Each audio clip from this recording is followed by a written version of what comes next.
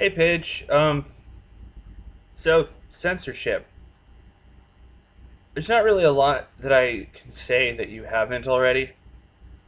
I would like to state though that a lot of people live in a hypothetical world where as long as it doesn't affect them, everything is okay. Uh, I'd also like to point out the classic fire in a theater example. At least here where I live, say you're in a crowded theater, plenty of people everywhere, and you yell out fire and someone gets hurt, you're liable for the medical bills that person has to go through. A lot of people view that as a form of censorship, but I don't really see it as such. It's more of a protecting the social order. The inverse is also true. If there's a fire in a crowded theater, you're obligated to report it to at least somebody. Um, a lot of people find that these obligations are counterintuitive. Like I said before, they're for the common good. And why would you do that in the first place? I have this one friend in particular who believes that any form of censorship or limits on his freedom of speech are absolutely the end all evil.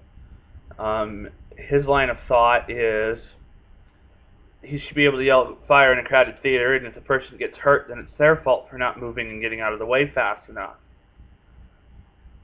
I tend to disagree with that because we've all signed this social contract, and we've all agreed to give up some of our basic,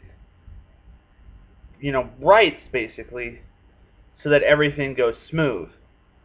In a true anarchy, I can murder whoever I want and get away with it.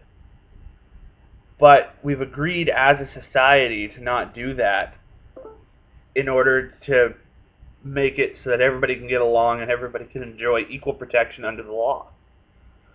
The point where censorship becomes a problem is when governments and people use it to silence opposition. Um, of note would be North Korea, where recently they landed on the sun, and anybody who wanted to say anything counter to it was silenced. And I can't help but feel that there's some poor young man in North Korea who believes officially that his nation landed on the sun in the nighttime. I know even here in the States there have been a lot of issues coming around censorship here lately with Edward Snowden, and quite frankly, I'm not entirely sure how to feel about that. On the one hand, he was trying to protect American citizens and show them exactly what the government was doing, but on the other hand, he violated national security and potentially put people at harm by doing what he did. We also have Private Manning, the gentleman who leaked to WikiLeaks. He did it for the good of the nation, and he meant well by what he did, but what he did could have potentially caused harm to a lot of people, and it permanently damaged America's foreign relations with a lot of its allies.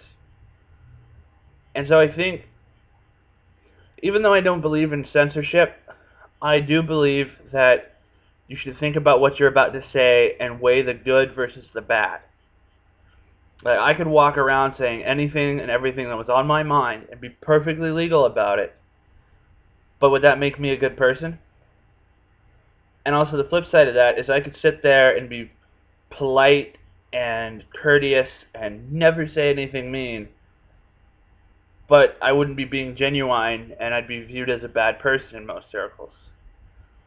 So I hope you understand why this is a little bit of a conflicted thing for me, and I hope to hear from you on Monday about our next topic. Talk to you later.